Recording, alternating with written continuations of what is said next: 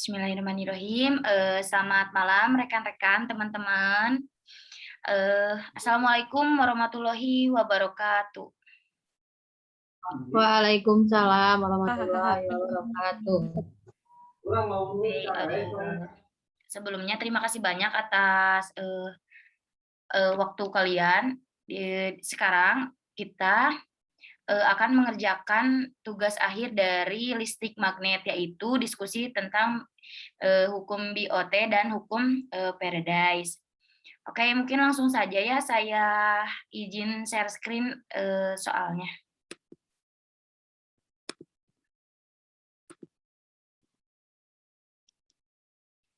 Nah,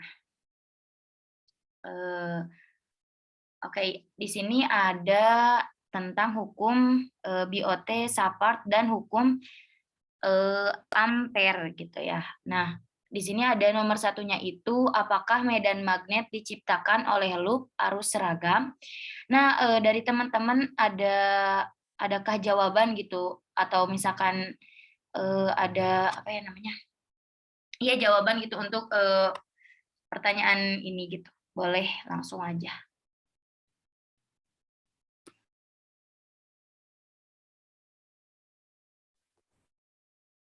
Mungkin nomor satu ya, mengenai apakah medan magnet diciptakan oleh loop atau arus seragam. Nah,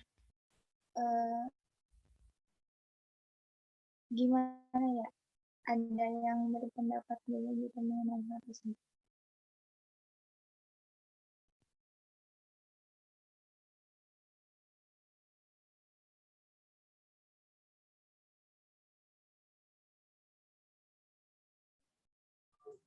Izin berpendapat ya mengenai medan magnet diciptakan oleh loop arus seragam. Nah, mungkin sudah kita ketahui bahwa untuk mendapatkan magnet itu kita membutuhkan arus listrik atau adanya pergerakan muatan arus listrik. Nah, loop ini kan menghasilkan arus ya. Menurut saya, iya jawabannya medan magnet diciptakan oleh loop arus seragam. Tapi untuk arusnya, apakah seragam atau tidak, mungkin teman-teman boleh menambahkan.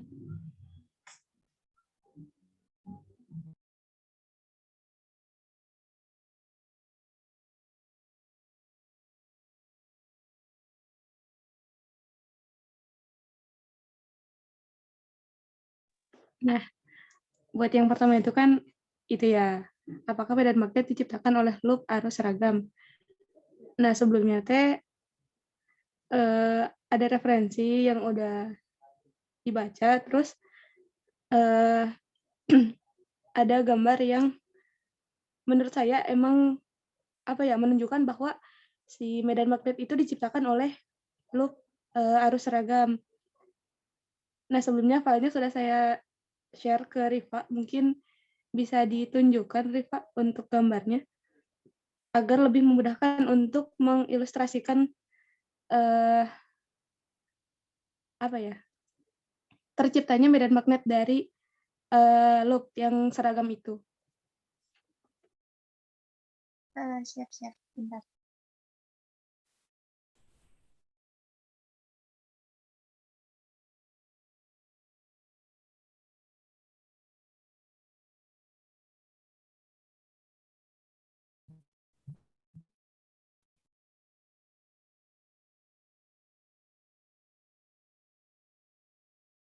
Sudah terlihat belum?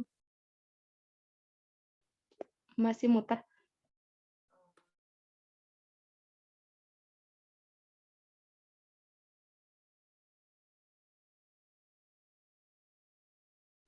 Sudah terlihat.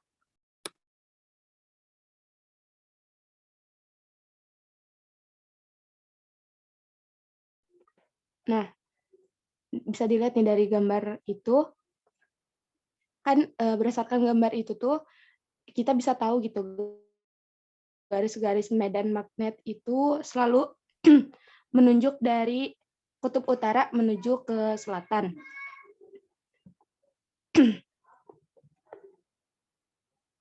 Terus sebuah kumparan itu yang terdiri dari beberapa lilitan bisa teman-teman lihat ya, yang pada gambar tersebut kan ada sebuah kumparan dengan lilitan yang arusnya itu masuk dari kiri ke kanan gitu, semuanya searah. Nah, itu yang apa ya, yang membuat saya pikiran kalau dan seragam gitu. Kemudian saat sebuah kumparan kawat yang terdiri dari beberapa loop itu kayak yang ditunjukin di gambar. Nah, pas arusnya itu mengalir pada loop tersebut akan memiliki sifat medan magnet yang apa teh? Ya intinya ketika si kawat itu, si kumparan itu dialiri oleh arus, maka akan terbentuk sifat medan magnet. Di mana posisi dari kutub-kutub medan magnet itu akan dipengaruhi oleh arah arus dari tiap lilitan si loop-nya itu. Karena garis-garis medan magnet akan meninggalkan kutub utara magnet, maka si kutub utara loop-nya itu akan berada di ujung kanan. Kemudian setiap loop itu akan menghasilkan medan magnet dan medan total di dalam kumparan tersebut yang nantinya itu merupakan jumlah medan-medan yang disebabkan oleh setiap lilitan arus. Jadi berdasarkan gambar tersebut dan yang tadi udah dijelasin, kalau kata aku mah bisa disimpulin bahwa si medan magnet itu tuh bisa diciptakan oleh loop yang memiliki arus yang seragam itu. Kayak gitu kalau kata aku. Mungkin. Oke, makasih Dini udah nyampein pendapat atau misalkan jawaban dari pertanyaannya. Gimana yang teman-teman yang lain, apakah setuju kata Dini yaitu arus tersebut merupakan seragam gitu? Karena medan magnet diciptakan oleh loop dan arus yang seragam gitu. Gimana teman-teman, ada tambahan lain atau setuju pendapat dari temuan Dini? Saya sependapat dengan Dini. Jadi arus itu seragam dan kemudian menghasilkan medan magnet. Jadi medan magnet ini diciptakan dari loop arus yang seragam. Seperti itu. Saya setuju. Siap. Gimana yang lainnya setuju? Mau lanjut aja ke nomor selanjutnya? Dari aku setuju ya sama pendapat yang tadi udah disampaikan oleh teman-teman. Mungkin lanjut aja ya.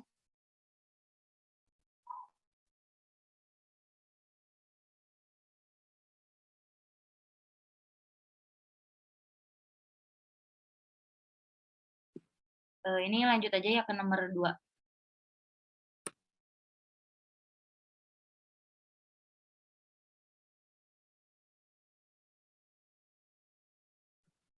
Nah, nomor 2, pertanyaannya itu salah satu kutub magnet menarik sebuah paku. Akankah kutub lain magnet menarik paku itu? Gimana nih, menarik nih. Jadi salah satu kutub magnetnya itu menarik sebuah paku. Akankah kutub lain menarik paku tersebut? Nah, gimana teman-teman, ada yang mau menjawab pertanyaan ini? Izin berpendapat mungkin ya untuk terkait dengan pertanyaan nomor 2. Cek, tidak, suara saya terdengar tidak? Dari teman-teman ada tambahan? Dengar. Nah, untuk salah satu kutub magnet menarik sebuah paku, akankah kutub lain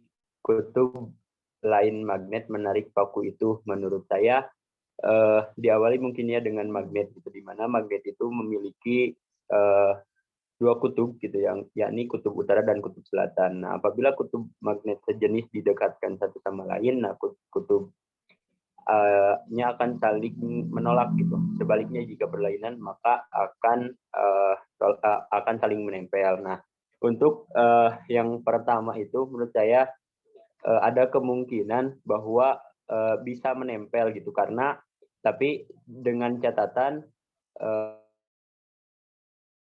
salah gitu sejauh pemahaman, misalkan ujung paku yang pertama gitu, ujung paku yang pertama karena itu kepala paku nih, dan didekatkan dengan yang menempelnya itu misalkan kutub utara. Nah, kalau sejauh pemahaman saya itu berarti kepalanya itu berlainan gitu dengan apa yang misalkan didekatkan dengan kutub utara, berarti kepala paku itu otomatis menjadi kutub selatan seperti itu.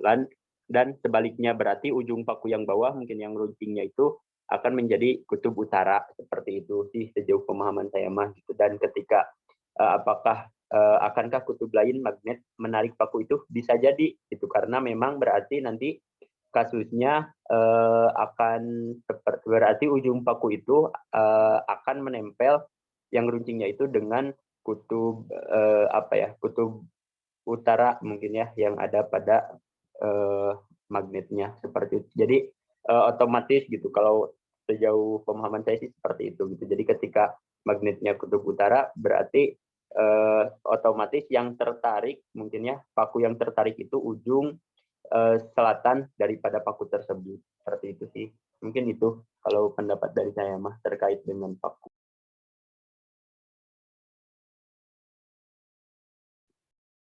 Oke, berarti akan menarik ya kutub lain gitu. Gimana dari teman-teman nih, ada tambahan atau misalkan sanggahan, misalkan jawaban dari Zikri itu misalkan ada salah atau misalkan mau setuju aja gitu pendapatnya. Ada. Paling nambahin ya, kan ada nih sedikit ilustrasi untuk yang tadi disampaikan oleh Zikri gitu. Dan saya pun setuju untuk pertanyaan yang kedua ini, jika salah satu kutub magnetnya menarik sebuah paku, untuk kutub lain itu untuk menarik pakunya, itu tuh bisa iya, bisa enggak, karena tergantung ujung paku dan ujung magnet yang ketemunya itu. Jadi balik lagi ke sifat magnet yang tadi, karena itu tuh emang benar gitu. Kalau berbeda ujungnya atau si kutubnya itu, dia kan bakal tarik menarik tuh. Terus kalau misalkan sama, dia bakal tolak menolak. Nah, mungkin kan sebelumnya Dini udah nyari referensi juga, ada nih sedikit gambar untuk mengilustrasikan penjelasan yang tadi udah gitu. Mungkin bisa di-share screen, Rifa, maaf. Siap, bentar.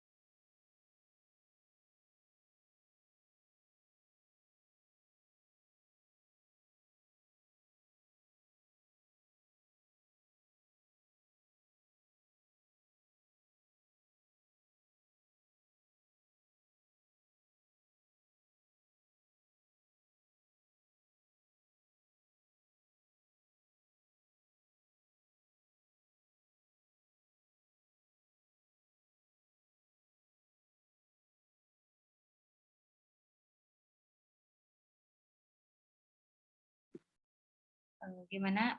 Ripa bisa share screen? Boleh sok sama yang lain udah dikirim lewat ya.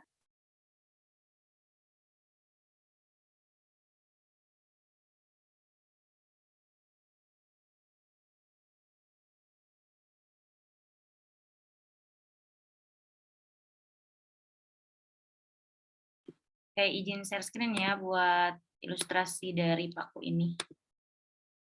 Nah,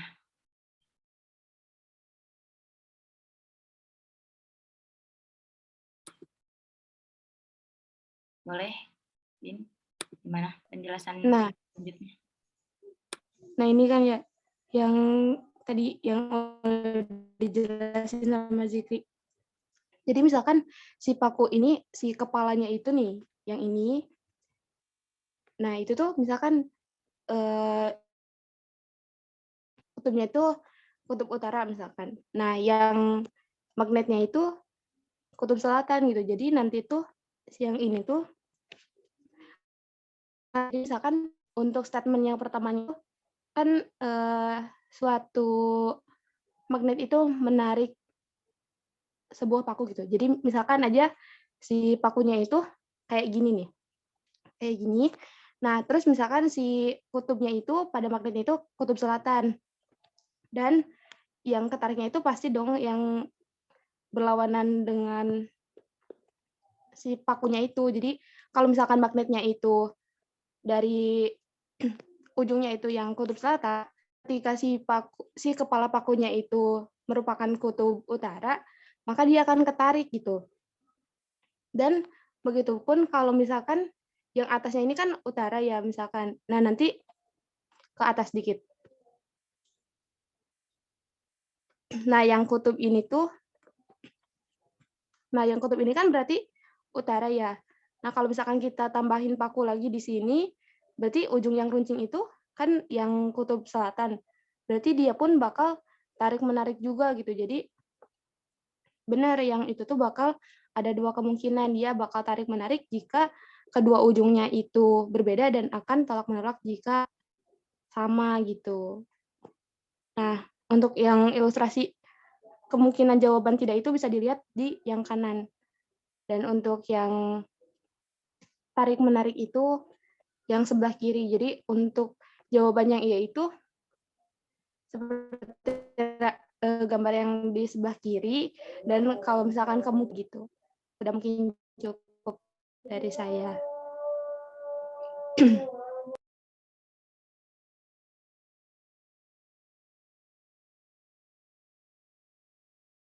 Oke, mungkin itu ya dari Dini dan juga jawaban dari Zikri. Gimana yang lainnya, setuju atau ada tambahan lain? Dari aku setuju. Oke, kita lanjut aja mungkin ya, mengefektifkan waktu. Oke, kita lanjut ke nomor 3. Nah, di sini itu pertanyaannya, bandingkan hukum Ampere dengan hukum Biot-Savart, mana yang lebih umum berguna untuk menghitung medan B yang dihasilkan konduktor berarus. Nah, jelaskan. Jadi bandingkan hukum Ampere dengan hukum Biot-Savart, mana nih yang lebih umum berguna untuk menghitung medan B? Terus yang dihasilkan konduktor berarus. Nah, jelaskan. Ada nih dari teman-teman yang mau menyampaikan pendapatnya? Ya mungkin izin masuk ya untuk pertanyaan nomor 3 ini ketika kita membandingkan nih hukum Ampere dan juga hukum Biot-Savart yang lebih sering digunakan untuk menghitung dari si medan magnet B itu kalau melihat gitu dari sehari-hari gitu yaitu kita bisa sering menggunakan hukum dari Biot-Savart gitu. Nah, dikarenakan gitu untuk hukum ini umum digunakan karena hukum tersebut merupakan hukum untuk menghitung dari kuat medan magnet oleh arus listrik. Nah, tetapi bentuk apapun gitu dari konduktor untuk hukum Biot-Savart ini dapat mengalirkan arus tersebut ini segala hukum Savart gitu. Jadi dapat disimpulkan juga ketika kita membandingkan antara hukum Biot-Savart dan juga hukum Ampere itu yang paling sering digunakan hukum Biot-Savart. Nah, tetapi ada kemungkinan hukum Biot-Savart ini tidak bisa menyelesaikan untuk mencari kuat arus tersebut. Nah, ketika kita tidak bisa menyelesaikan hukum Filsafat untuk mencari kuat arus, kita dapat menggantinya nih dengan hukum Ampere gitu. Nah, benda-benda yang tidak bisa digunakan untuk menghitung kuat arus dengan hukum Filsafat ini yaitu kawat-kawat yang rumit gitu. Nah, di sini juga saya mendapat referensi untuk aplikasi yang dapat digunakan untuk menggunakan hukum Ampere, yaitu ada 3. Yang pertama ada kawat lurus panjang, kemudian ada selenoida, kemudian ada toroida gitu. Jadi kesimpulannya yang sering digunakan hukum Filsafat, tetapi hukum Filsafat tuh tidak bisa semua kawat diselesaikan. Nah, ketika kawat tersebut tidak dapat diselesaikan oleh hukum Filsafat, kita dapat menyelesaikannya dengan hukum Ampere. Mungkin sekian. Jikalau ada kekeliruan gitu atau ada yang ingin menambahkan terkait hal tersebut, dipersilahkan, diperbolehkan.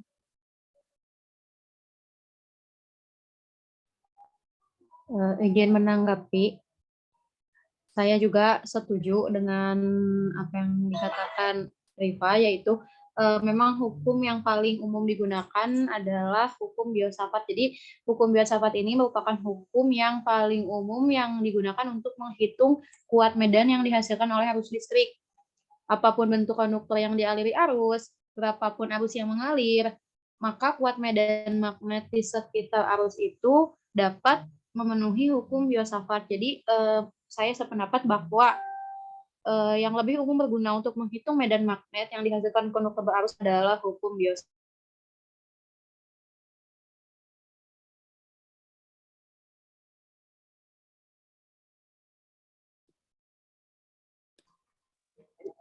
Izin menanggapi juga ya, saya pun setuju gitu dengan hal itu, karena apapun bentuk konduktor yang dialiri arus dan berapapun arus yang mengalir, maka kuat medan magnet di sekitar arus tersebut selalu memenuhi hukum Filsafat. Karena bunyi hukum Filsafat itu sendiri, sebuah kawat apabila dialiri oleh arus listrik akan menghasilkan medan magnet yang garis-garis gayanya berupa lingkaran-lingkaran yang berada di sekitar kawat tersebut.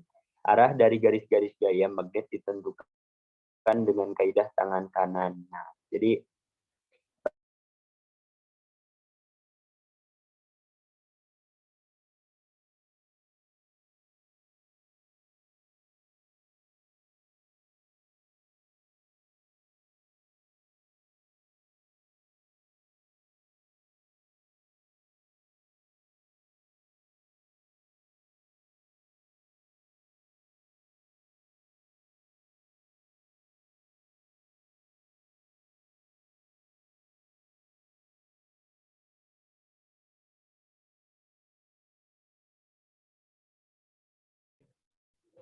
kumaha aman jaringanna. Maaf tadi keluar sebentar, boleh langsung dilanjut aja. Pertanyaan yang nomor 3, apakah cukup? Cukup, mari kita lanjut. Ya, Dari saya cukup, lanjutkan. keluar.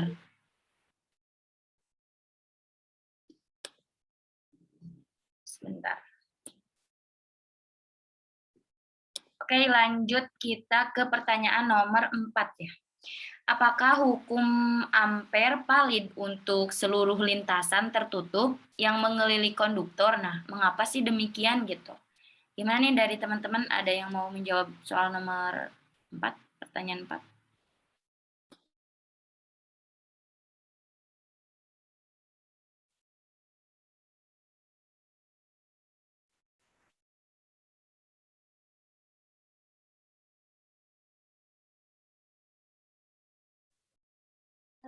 Izin masuk.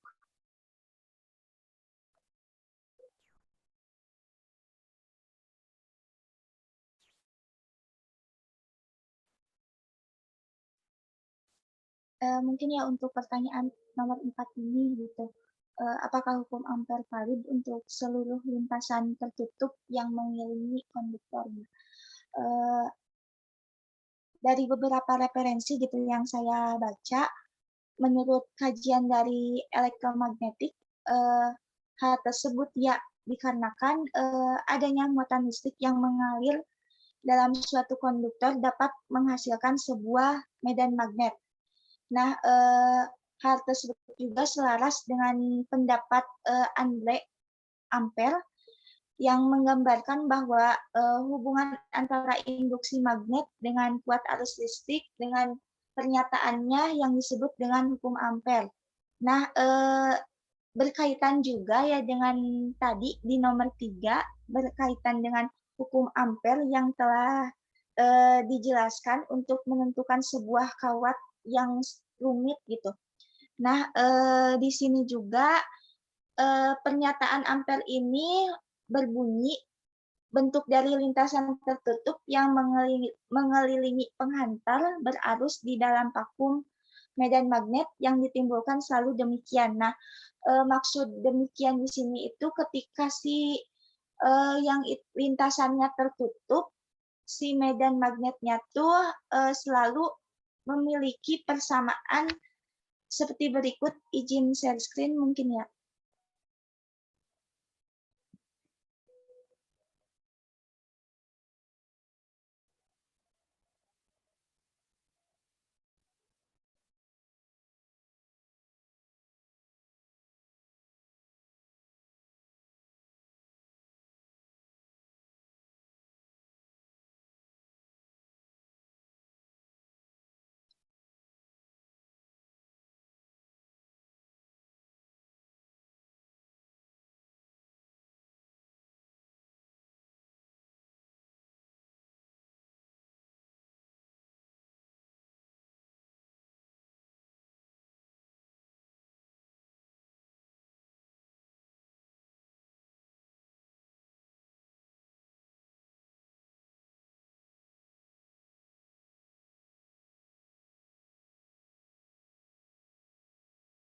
Terlihat belum?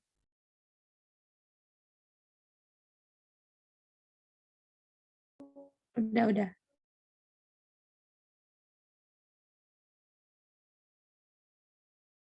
Tersebut kita bisa lihat dari integral B dl cos theta sama I diintegralkan menghasilkan dikali 2 VA untuk hasil akhirnya ini B sama dengan mu 0 dikali I. Nah, untuk persamaan yang terakhir ini B sama dengan mu 0 dikali I per 2 VA ini sama dengan hukum dari Biot-Savart gitu. Jadi sebenarnya dari nomor 3 dan juga nomor 4 ini memiliki keterkaitan satu sama lain. Mungkin dari saya seperti itu.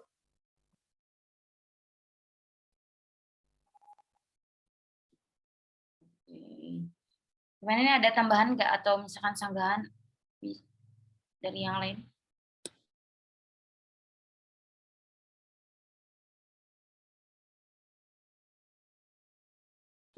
Atau setuju saja apa kata dari pendapat Rifa?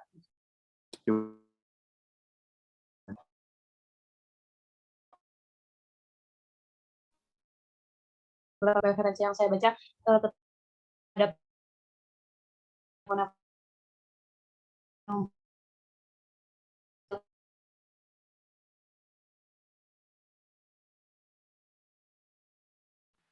Oke, maaf teman-teman.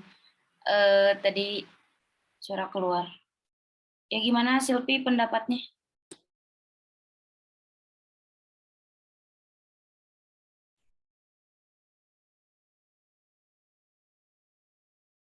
disampaikan Rifa bahwa hukum Ampere ini valid karena dari beberapa referensi yang ada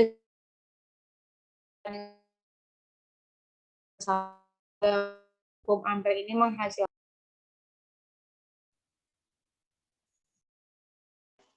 Iya, itu aman tuh. Soalnya bisi gak masuk, recordnya masuk gak? Masuk, tapi di jeda-jeda gimana dong? Mau dialihkan aja nge-record aku usaha. Tapi Tapi kira-kira nantinya ini mah kepotong-potong atau masih aman?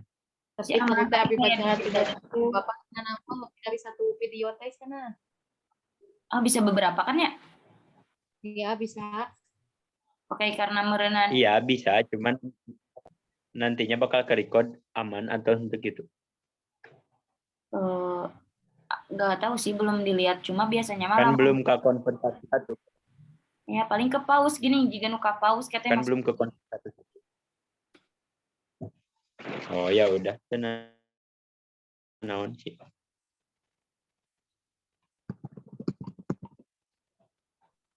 Gimana, mau lanjut aja ke pertanyaan selanjutnya atau mau di stop record dulu? Mending stop dulu aja tuh kalau yang buat yang ini. Oke, stop record ya. Mending pisahin aja. Soalnya kalau nggak salah misah juga ini. Pisah, we. Oke, mungkin dicukupkan saja ya terkait diskusi hukum filsafat. Kita lanjut ke hukum Faraday.